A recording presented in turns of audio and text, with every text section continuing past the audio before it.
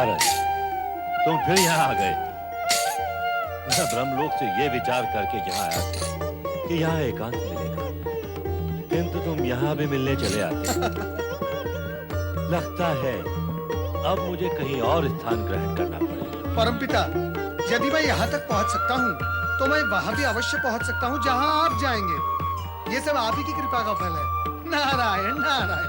अच्छा, अब कहो किस प्रयोजन से आए? परमपिता, प्रयोजन नया नहीं। देवताओं को स्वर्ग से हटाकर तारकासुर उन पर अत्याचार करता ही जा रहा है, करता ही जा रहा है। देवताओं की दुर्दशा आप देखी नहीं जाती। आपका वरदान पाकर तारकासुर अत्यंत उद्दंड और उच्छृंखल हो गया है। नारद, देवताओं की दुर्दशा का ज्ञान मुझे है। स्वयं देवराज इंद्र एवं देवगण कुछ समय पूर्व ब्रह्मलोक में आए थे। वे तारकासुर को स्वर्ग से हटाकर वहां पुनः स्थापित होने के लिए विकल हैं, लेकिन केवल इच्छा और विकलता से ही कार्य सिद्ध नहीं होता। तो कार्य सिद्धि के लिए क्या करना होता है परमपिता? उद्देश्य की पवित्रता ही कार्य सिद्धि का मेरुदंड है नारद। देवराज इंद्र तो स्वर्ग का सिंहासन प्राप्त होते ही भोग और ऐश्वर्य में लिप्त होकर दैत्य एवं उद्देश्य दोनों भूल जाते हैं। सो तो तारकासुर भी भूला हुआ है, किंतु वो अब तक स्वर्ग के सिंहासन पर विराजमान है। तुम बार बार विधि का वेदांत भूलते हो। तारकासुर का पुण्य जब समाप्त होगा उस दिन उसके वरदान का प्रभाव भी समाप्त हो जाएगा, तब उसकी अधोगति होगी। किंतु वो दिन कब आएगा परमपिता, कब? उसके लिए तुम्हें प्रतीक्षा करनी होगी। भगवान भोलेनाथ भी यही कहते हैं और आप भी यही उत्तर देते हैं, किंतु आप दोनों में से कोई भी इस सत्य का उद्घाटन करने के लिए तैयार नहीं है। समय आने पर सब कुछ प्रकट हो जाएगा। किंतु वो समय कब आएगा? आपके वरदान के अनुसार शिवपुत्र ही तारकासुर का वध करेगा, किंतु शिवजी तो शक्ति स्वरूपा पार्वती का नाम सुनते ही और भी अधिक वैरागी हो जाते हैं। अब तो कैलाश छोड़कर और कहीं चले गए हैं। और कहीं चले गए हैं? तो क्या उनका कैलाश से जाना शुभ और कल्याणकारी हुआ? ऐसा ही लगता है। किंतु वो गए कहां परमपिता? क्यों, क्या तुम भी वहां जाना चाहते हो? नहीं ना, ये उचित नहीं होगा। भोलेनाथ ने कैलाश को ध्यान समाधि के लिए कुछ समय के लिए त्याग दिया, इसलिए तुम्हारा वहां जाना उचित नहीं होगा। इस समय केवल इतना कह सकता हूं कि यदि तुम देवराज व देवगणों का हित चाहते हो तो कुछ समय के लिए भोलेनाथ को एकांतवास कर दो। इसी में सबका कल्याण है। शंकर, हे भोलेनाथ, आपने तो मुझे वरदान भी दिया था और कृपादान भी, फिर अब मैं आपकी अप्रसन्नता के कारण दुविधा में क्यों हूं? भगवान, मुझ पर दया करो। देवादिदेव, कृपा करो। ओम नमः शिवाय। ओम नमः शिवाय।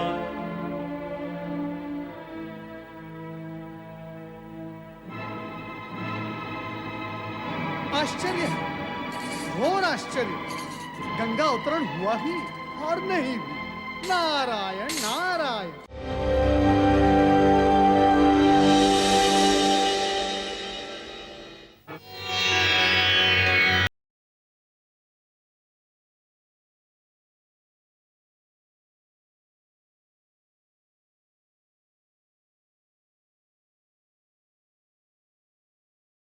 ओम नमः शिवाय।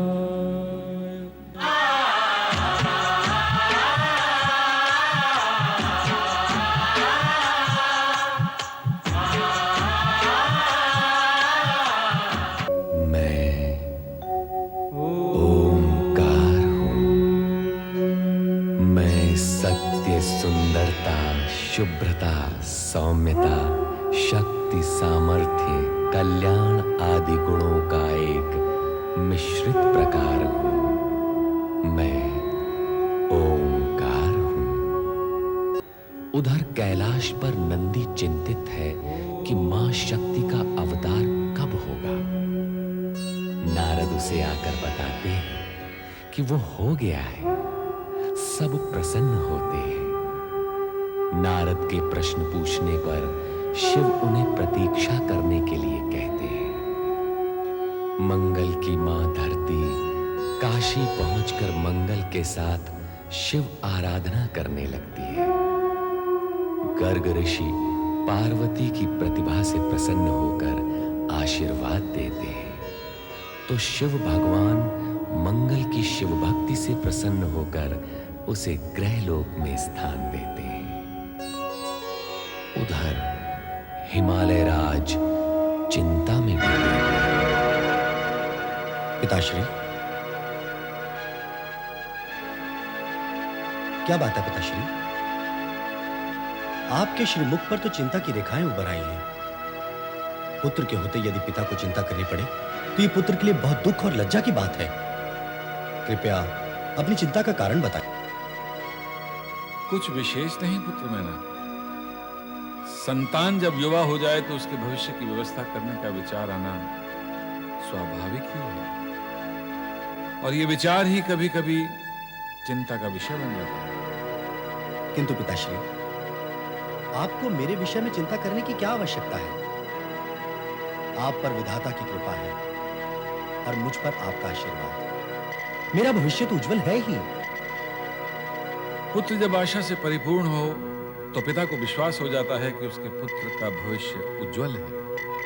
पर मेनाक, तुम्हारे साथ साथ हमारी एक पुत्री भी है, तुम्हारी छोटी बहन। हाँ, पार्वती। आप उसके विषय में चिंता कर रहे थे? हाँ, हम उसके लिए चिंता कर रहे थे और तुम्हारे लिए विचार। पार्वती अब बड़ी हो गई है, उसके लिए योग्य वर भी तो खोजना है। और मेरे लिए किस खोज पर विचार कर रहे थे पिताश्री? प्रजा के समर्थन पर। अर्थात तुम युवा हो गए हो मैना। कहते हैं पुत्र की ऊंचाई जब पिता के समान हो जाए तो उसका दायित्व तो बढ़ जाता है, विशेषकर राजपुत्र का। इस पर्वत प्रदेश पर राज्य शासन करते करते हम थक गए हैं और चाहते हैं कि इसकी बागडोर अब तुम संभालो। तुम युवराज हो, धर्म, नीति, परंपरा के अनुसार अब इसके शासन का उत्तरदायित्व तुम पर है। आप निश्चिंत रहें पिताश्री, मैं सदैव आपके मार्गदर्शन में आपकी आज्ञा और आदेश का पालन करता रहूंगा।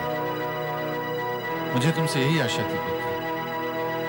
विधाता तुम्हें सामर्थ्य और शक्ति प्रदान करे। अब मैं आज्ञा चाहूंगा पिताश्री। अवश्य पुत्र।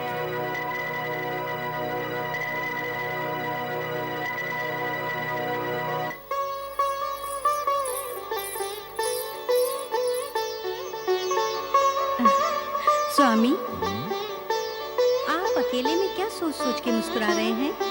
महारानी, आप कब आई? ये मेरे प्रश्न का उत्तर नहीं है स्वामी। ये मुस्कुराना तो प्रसन्नता का मुस्कुराना है महारानी। मेनाक की बात सुनकर मन गदगद हो गया। हमारा पुत्र बहुत ही बुद्धिमान और आज्ञाकारी है। पुत्र के गुणों पर मुग्ध हो रहे हैं आप, और पुत्री के विषय में क्या सोचा है आपने? उसकी शिक्षा पूर्ण हुई, अब वो सयानी और विदुषी हो गई है। उसके लिए हमें योग्य वर की खोज करनी है। महारानी, उसकी चिंता क्यों करती हो? तुमने स्वयं ही तो कहा है कि हमारी पुत्री विदुषी है, तो ऐसी योग्य कन्या के लिए वर पक्ष वाले स्वयं हमारे पास आएंगे। नारायण नारायण। हिमालय राज, आप तो ज्योतिष विद्या के भी ज्ञाता है। आपका स्वागत है देवऋषि। मेरा नमन भी स्वीकार करें देवऋषि। कल्याण भो। आइए देवऋषि। देवऋषि, आपने हमें ज्योतिषी कैसे बना दिया? ये गुण तो आपका है। महाराज, भविष्यवाणी जो अभी अभी आपने की है कि वरपक्ष वाले स्वयं आपके द्वार पर आएंगे। क्या ये संभव है? क्या ये सत्य हो सकता है? महाराज, आपको अपने ही कथन पर संदेह हो रहा है। आपने किसी न किसी विश्वास के आधार पर ही तो कुछ कहा होगा ना? पार्वती की बुद्धिमत्ता के बल पर ही मैं समझता हूँ देवऋषि कि उसे निश्चय ही सुयोग्य वर मिलेगा। फिर भी माता पिता को चिंता लगी ही रहती है। अब आप ही पार्वती के भविष्य के बारे में बताएं। आप दोनों की चिंता व्यर्थ है।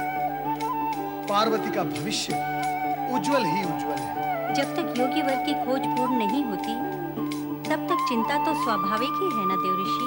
ऐसा वे ही करते हैं जिन्हें विधाता के लेख पर विश्वास नहीं होता। कन्या के भाग्य का लेख तो उसके जन्म के पूर्व ही लिख दिया जाता है। आप दोनों ये सत्य मान ही ले कि आपकी पुत्री पार्वती भाग्यशाली कन्या है। माताश्री, पिताश्री प्रणाम। सदा सुखी रहो पुत्री। देवर्षि को भी प्रणाम। देव ऋषि, आपने पार्वती को आशीर्वाद नहीं दिया। हाँ हाँ, पार्वती का सुहाग सदा अमर रहे। देवर्षि, आप तो ज्ञानी और भविष्यवक्ता हैं। कृपया हमें बताएं कि हमारी पार्वती का वर कौन होगा? कौन होगा? ये प्रश्न तो बालकों जैसा है, जिसका उत्तर देना संभव नहीं, क्योंकि समय से पहले सत्य का उद्घाटन करना केवल विधाता के ही हाथ में है। देवर्षि, आप त्रिकालदर्शी हैं। हमारी पुत्री की हस्तरेखाएं देखकर ये तो बताएं कि उसका वर कैसा होगा। कैसा होगा, ये एक जिज्ञासु प्रश्न है। उसके लिए उत्तर की अनेक संभावनाएं हैं। आप वही बताइए देव ऋषि।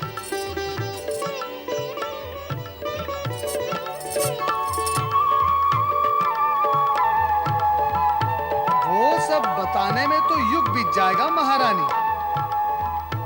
युग बीत जाएगा? वर में असंख्य गुण हैं, कहां तक गणना करूंगा। प्रश्न यही है कि वर कैसा होगा। देवर्षि, कुछ तो गुण बताएं, हमें उसी से संतोष हो जाएगा। तो सुनो हिमालय राज, वर का सर्वप्रथम गुण है कि वो परम संतोषी होगा। उसे किसी भी सुख, संपदा और वस्तु के प्रति कोई भी आग्रह और आकर्षण नहीं होगा।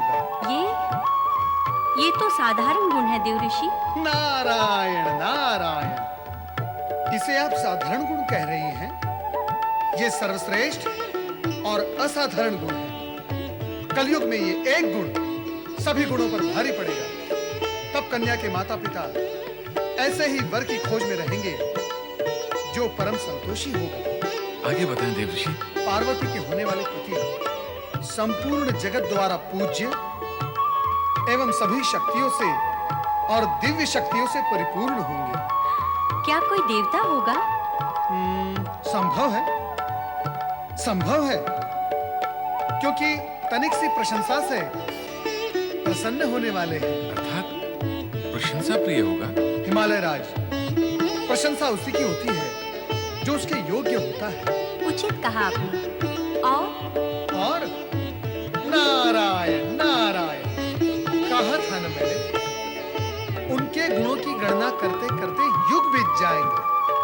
अब तक मैंने इतने गुण बताए, क्या संतुष्टि नहीं हुई? क्या ये पर्याप्त नहीं है? वर के विषय में जिज्ञासा तो होती ही है ना देवर्षि। हिमालय राज, वर का संतोषी, सभी गुणों से परिपूर्ण और जगत में सभी द्वारा पूज्य होना, क्या ये भी पर्याप्त नहीं? पर्याप्त है देव ऋषि। नहीं नहीं, पर्याप्त नहीं है। शेष गुणों का गान और गणना आगामी भेंट में होगी। नारद अब विदा लेता है। नारायण नारायण। स्वामी, सुना आपने? हमारी पुत्री पार्वती भाग्यशाली है। उसे ऐसे सुयोग्य वर की प्राप्ति होगी। हमारी पुत्री है भी तो गुणों का भंडार महारानी। ऐसी कुदृष्टि ना लगाइए मेरी पुत्री को। विधाता उसकी रक्षा करे।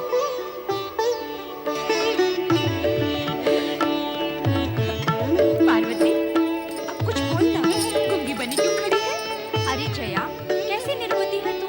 गुड़ खाकर भी गूंगा कभी कुछ बोलता है क्या? हाँ रे, गुड़ का मीठा मीठा स्वाद और आनंद भीतर ही भीतर लेता है। बहुत बोलने लगी हो तुम दोनों। ठीक है, अब हम कुछ नहीं कहेंगे, तू ही बोल। अच्छा, ये बता, देवर्षि ने हमारे होने वाले जीजा के कौन कौन से गुण बताए? क्या क्या बताया उन्होंने? तेरा विवाह कब होगा? वो कौन सी घड़ी होगी जब हमें तुम्हारे वियोग का दुख झेलना होगा? चल रे मूर्ख, ऐसे भी कोई पूछता है क्या? ये पूछ के दुल्हा राजा कब आएंगे और हमारी सखी पार्वती को दुल्हन बनाकर कब ले जाएंगे? जाओ, मैं तुम दोनों से बात नहीं करती। हाँ रे हाँ, अब तू तुझे समय भी कहाँ मिलेगा हमसे बात करने का? अब तो तू मन ही मन उनसे बात करती होगी। जया, अब तो हम दोनों ही बातें किया करेंगे।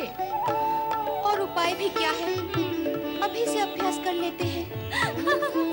अच्छा, अभ्यास करना है? कर लो अभ्यास।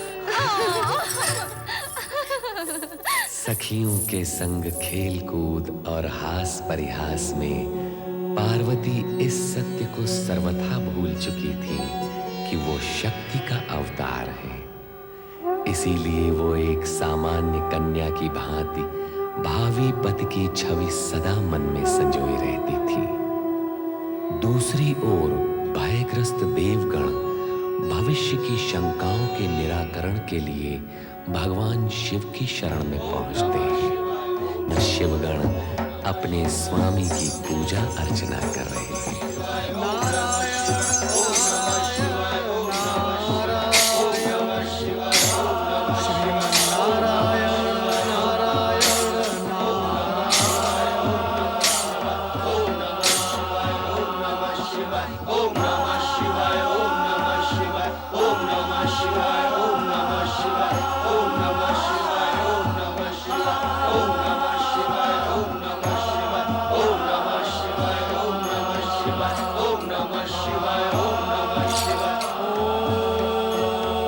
नमः शिवाय।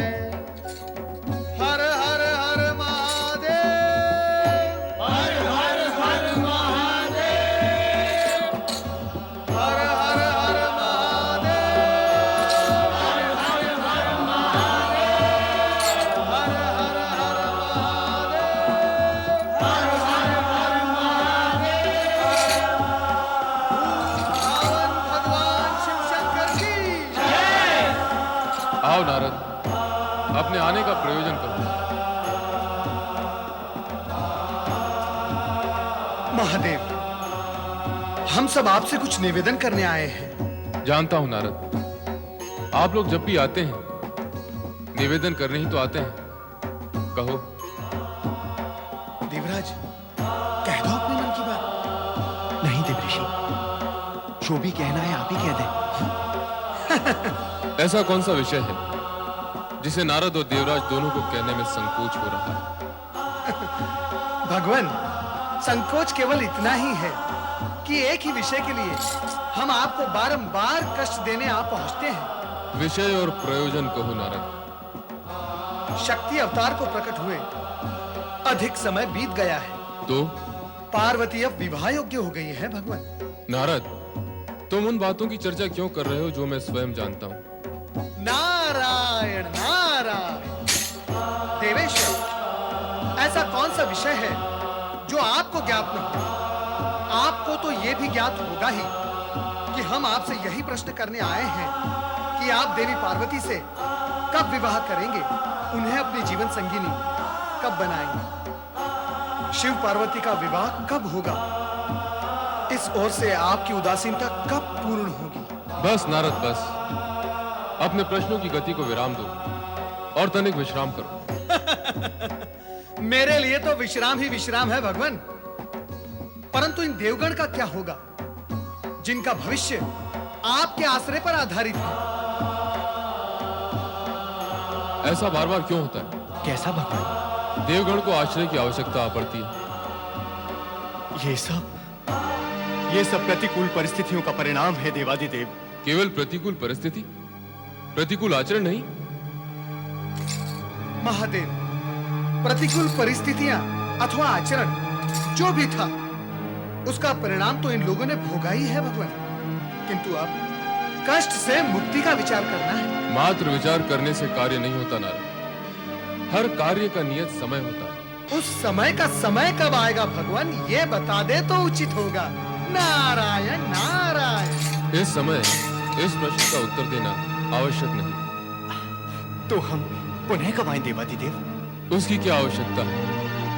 अनावश्यक प्रश्नों का हल पूछने हेतु आप बार बार यहाँ आते हैं और हमारा ध्यान भंग करते हैं, बार बार हमारी समाधि में विघ्न डालते हैं। जो घटित होने वाला है वो समय आने पर अवश्य घटित होगा। कोई भी शक्ति उसे रोक नहीं सकती। आप सभी का उद्विग्न होना व्यर्थ है। धैर्यपूर्वक समय की प्रतीक्षा करें। किंतु भगवान, नारद, तुम्हारे इस किंतु परंतु का तो कोई अंत ही नहीं। तुम देवगण को धैर्य धारण करने में सहयोग दो।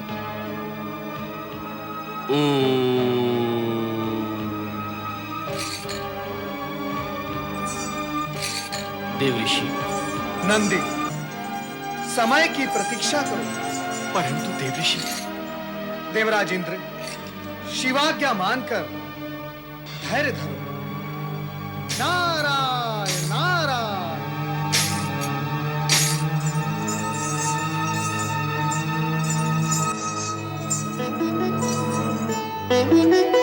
प्रणाम गुरुवर। अखंड सौभाग्यवती बहू, कहूँ मैना रानी, यहाँ किसकी प्रतीक्षा में खड़ी हो? गुरुवर, मैं आप ही की प्रतीक्षा कर रही थी। विराजिए।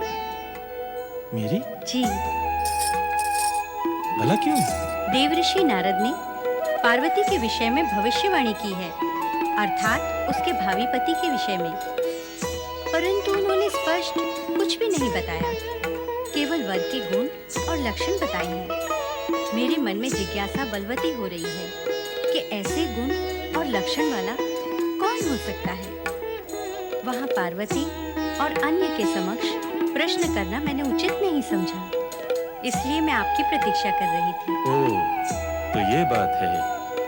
अच्छा मैना रानी, ये तो बताओ, देवर्षि ने भावी वर के कौन-कौन से गुण व लक्षण बताए थे?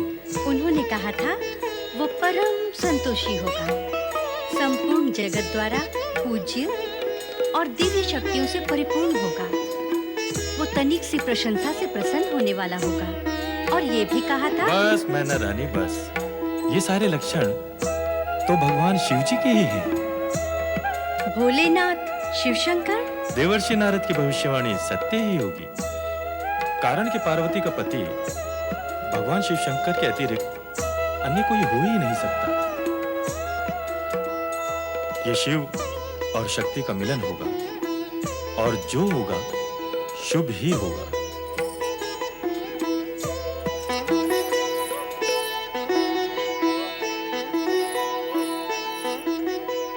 क्या हुआ महारानी? कहाँ क्या हुआ? तुम्हारे मुख पर और कहाँ? चिंता की रेखाओं ने तुम्हारे मुख को घेर लिया है। स्वामी, मैं आप ही के पास आ रही थी। मैं आपके पास आ गया। कहो क्या बात है? देवऋषि नारद ने पार्वती के भावी वर के विषय में जो गुण और लक्षण बताए थे, वो स्मरण है आपको? हाँ, स्मरण तो है। महर्षि गर्ग बता रहे थे कि वो सारे गुण और लक्षण भगवान शिव के हैं। भगवान शिव के गुण? क्या महर्षि गर्ग ने ऐसा कहा? हाँ स्वामी, मेरा मन तो भावी आशंका से आशंकित हो रहा है। भला एक राजकुमारी का पति एक योगी कैसे हो सकता है? आप हंस रहे हैं? हाँ महारानी, दुख और चिंता का कोई भी कारण नहीं है। सत्य तो यह है कि भगवान शिव के विषय में हमारा ज्ञान अपूर्ण है, और जब तक ये ज्ञान पूर्ण नहीं हो जाता, जब तक भगवान शिव का पूर्ण विवरण नहीं मिल जाता, तब तक हमें धैर्य पूर्वक प्रतीक्षा करनी होगी। चलो देवी, आओ। चलो।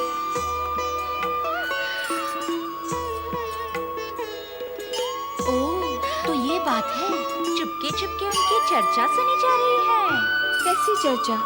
किन की चर्चा? ले जया, बता इसे, हम उनके किन की चर्चा कर रहे हैं? अरे, जिसे पता है, जिसका मन अटका हुआ है, वो नहीं बता सकती, तो ये बेचारी जया कैसे बता सकेगी? तुम दोनों हर समय मुझे तंग करती रहती हो।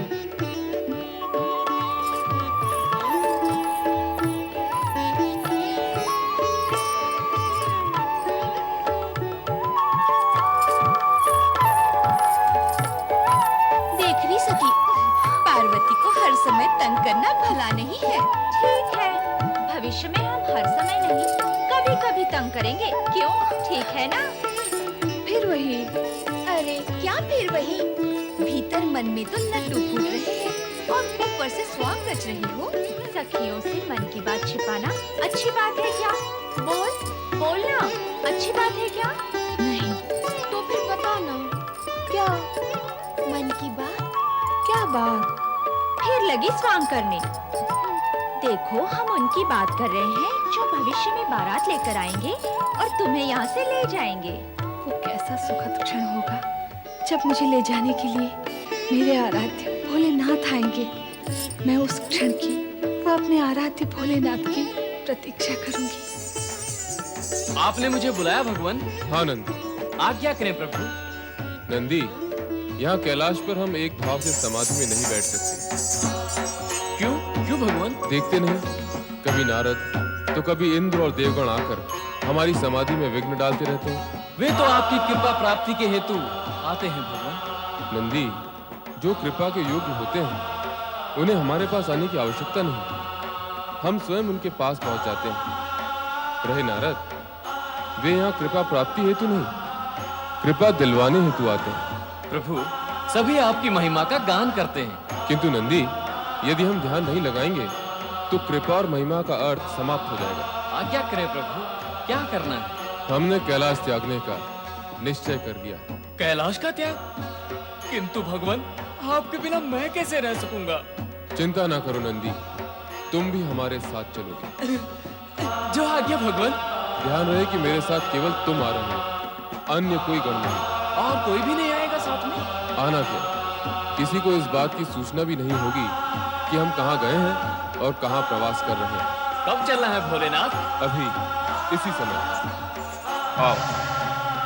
पिताश्री, हमारे द्वारा आयोजित सर्व पर्वत सम्मेलन एक अनूठा सम्मेलन है जिसमें सभी पर्वत सम्मिलित होंगे और वो हमारा प्रभुत्व भी स्वीकार करेंगे। पुत्र मैनाक, प्रभुत्व स्वीकार करवाने की चेष्टा को शुभ नहीं माना जाता। ऐसी चेष्टा करने वाले की आभा और प्रतिभा दोनों नष्ट हो जाती हैं। तो फिर सर्व पर्वत सम्मेलन के आयोजन का प्रयोजन क्या है? पारस्परिक सद्भाव, मैत्री और बंधुत्व की भावना को बढ़ाना। इस उद्देश्य की पूर्ति के लिए भी इस संगठन के अधिपति का चुनाव करना आवश्यक है पिताश्री। मैं तो चाहूंगा कि आपके नाम की पूर्व घोषणा करूं कि आप ही इस सम्मेलन और संगठन के अधिपति हैं। मैनाक, तुम मेरे पुत्र हो, मुझसे शत्रुता क्यों करना चाहते हो? क्यों ऐसा कार्य करना चाहते हो जिससे मेरा लोक और परलोक दोनों नष्ट हो जाएं? ये आप क्या कह रहे हैं पिताश्री? मैं आपसे शत्रुता करूंगा?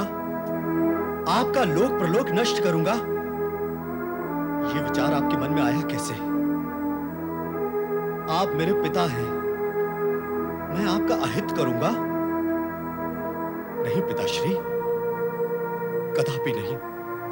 देखो मैनाक, पिता अथवा पुत्र, यदि उन दोनों में से कोई भी अपने पिता या पुत्र के लिए अनुचित और अनाधिकार रूप से, अनीति और अन्याय से प्रभुत्व, पद, अधिकार, संपत्ति या संपदा प्राप्त करना चाहता है, तो वह लौकिक और पारलौकिक दोनों ही दृष्टि से पाप का भागी कहलाता है। दोनों को अंत में असहनीय पीड़ा सहनी पड़ती है। इसलिए पुत्र ऐसे प्रभुत्व, अधिकार व पद से दूर ही रहना चाहिए जो अनाधिकार रूप से प्राप्त किया जाए। महाराज की जय हो। कैलाशपति शिव का दूत नंदी आपसे भेंट करने की अनुमति चाहता है महाराज। नंदी, कैलाशपति का दूत यहाँ? प्रतिहारी, उन्हें आदर सहित यहाँ ले आओ। जी महाराज। कैलाशपति शिव का दूत हमारे यहाँ किस प्रयोजन से आया है? भेंट करने पर ज्ञात हो जाएगा पुत्र। हिमालय राज की जय हो। चराचर पति, देवेश्वर, सदा शिव के सेवक नंदी का प्रणाम स्वीकार हो। आओ नंदी, आपका स्वागत है। कहिए, क्या समाचार लाए? समाचार नहीं लाए हैं हिमालय राज, हम तो अनुमति लेने आए हैं। अनुमति लेने? स्पष्ट कहिए नंदी। भगवान शिव शंकर आपके हिमगिरी शिखर पर कुछ समय के लिए एकांत ध्यान समाधि लगाना चाहते हैं। क्या आप इसकी अनुमति देंगे? कैलाशपति को भी अनुमति की आवश्यकता है नंदी। यह तो हमारा अहोभाग्य है कि कैलाशपति हमारे क्षेत्र में निवास करेंगे। ये सचमुच हमारे लिए प्रसन्नता का विषय है नंदी। हमारी ओर से कैलाशपति को अनुरोध करें कि वे हमारे यहाँ अतिथि बनकर पधारें। हमारा समूचा परिवार उनके दर्शन से धन्य हो जाए। धन्यवाद हिमालय रानी। मैं आपका संदेश कैलाशपति तक पहुंचा दूंगा। प्रणाम।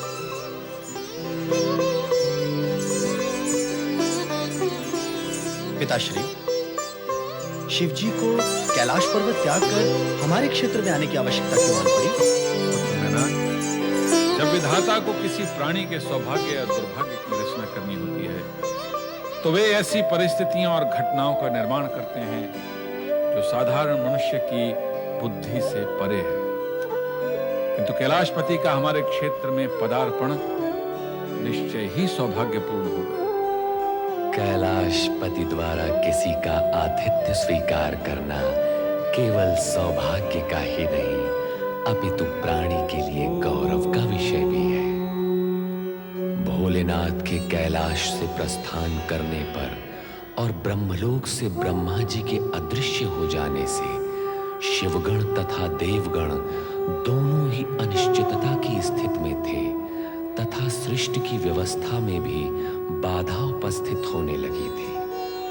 किंतु देवर्षि नारद इस रहस्य से पूर्ण परिचित थे कि शिव और ब्रह्मा ने अपना अपना स्थान क्यों त्यागा और वे कहां स्थिर हैं।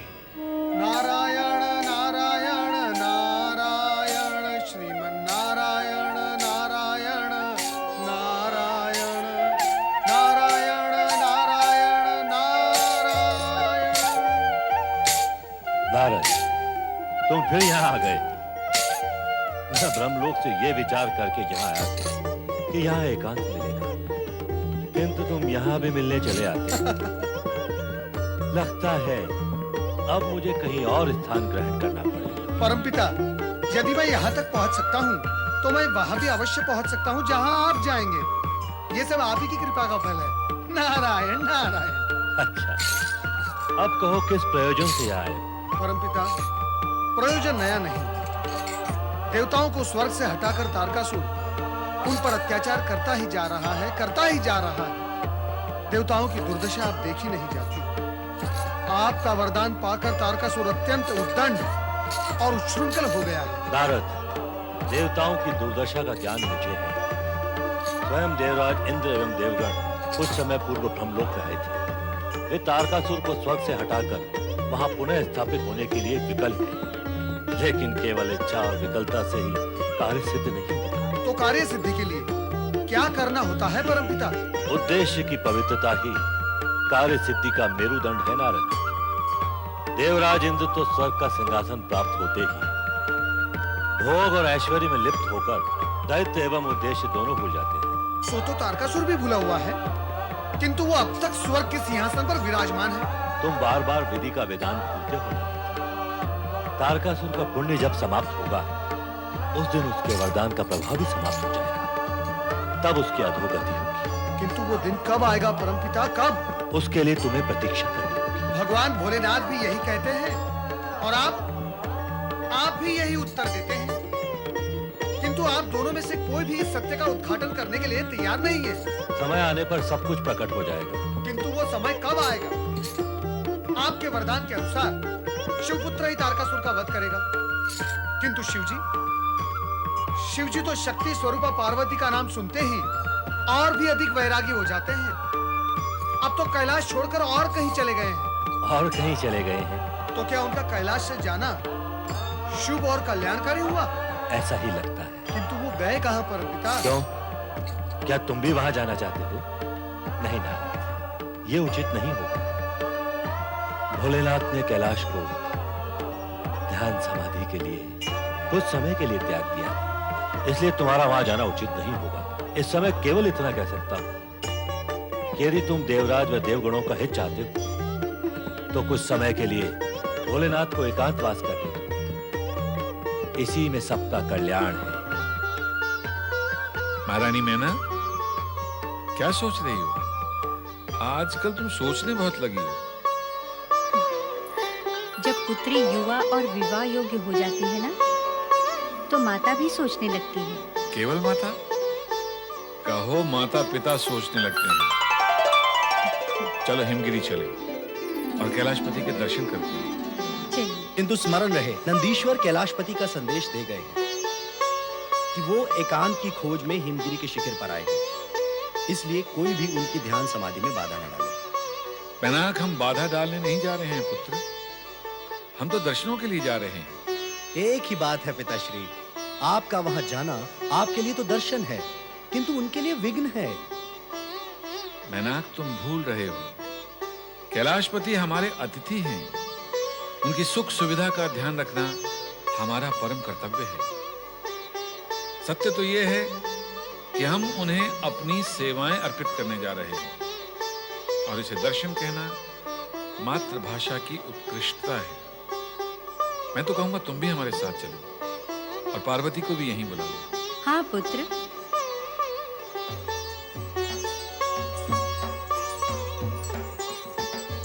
सुनो नंदी, आज्ञा करें प्रभु। तुम इस बात का पूर्ण रूप से ध्यान रखना कि कोई भी यहाँ आकर हमारी एकांत समाधि में विघ्न डालकर हमें बाधा न पहुंचाए। आप निश्चिंत रहें भोलेनाथ, मेरे होते हुए आपके समीप आने की कोई चेष्टा भी नहीं कर सकेगा। तुम कहते हो तो हम निश्चिंत हो जाते हैं।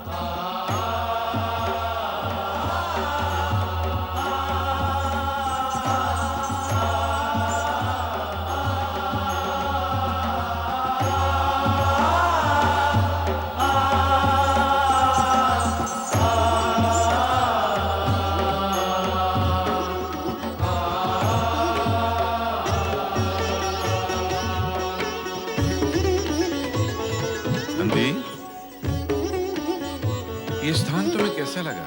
स्थान? हाँ स्थान, हाँ स्थान रमणीक है हिमालय राज, और अति सुंदर भी, मन भावन भी। किंतु आपका यहाँ आना कैसे हुआ? हमने सोचा कैलाशपति महाराज शिव के दर्शन ही कर लें, इसलिए यहाँ आए। आपने जो सोचा उत्तम सोचा।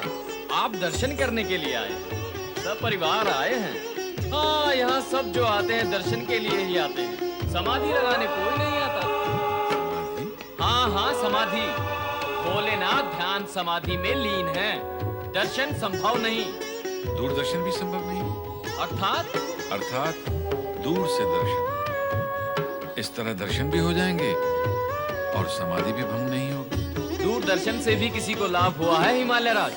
जिनकी आत्मा और उद्देश्य पवित्र होते हैं नंदी, उन्हें तो दूरदर्शन से ही लाभ होता है।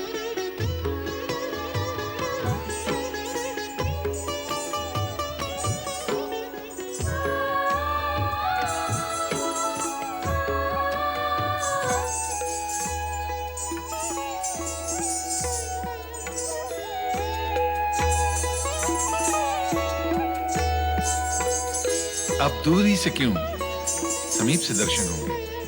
आओ देवी, चलिए। आओ। भोलेनाथ, भोलेनाथ, हिमालय राज आए। देवाधिदेव कैलाशपति भगवान शिव शंकर की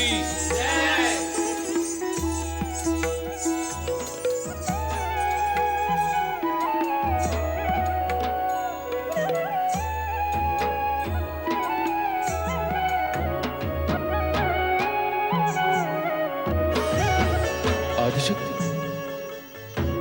नहीं, सर्वथा नहीं, कदापि नहीं। इस समय हम मोह माया से सर्वथा विमुक्त हैं। तुम्हारे वियोग के पश्चात वैराग्य हमारे संपूर्ण अस्तित्व का एक भाग, एक अंग बन गया है। अब हम उस वैराग्य से दूर नहीं जाएंगे।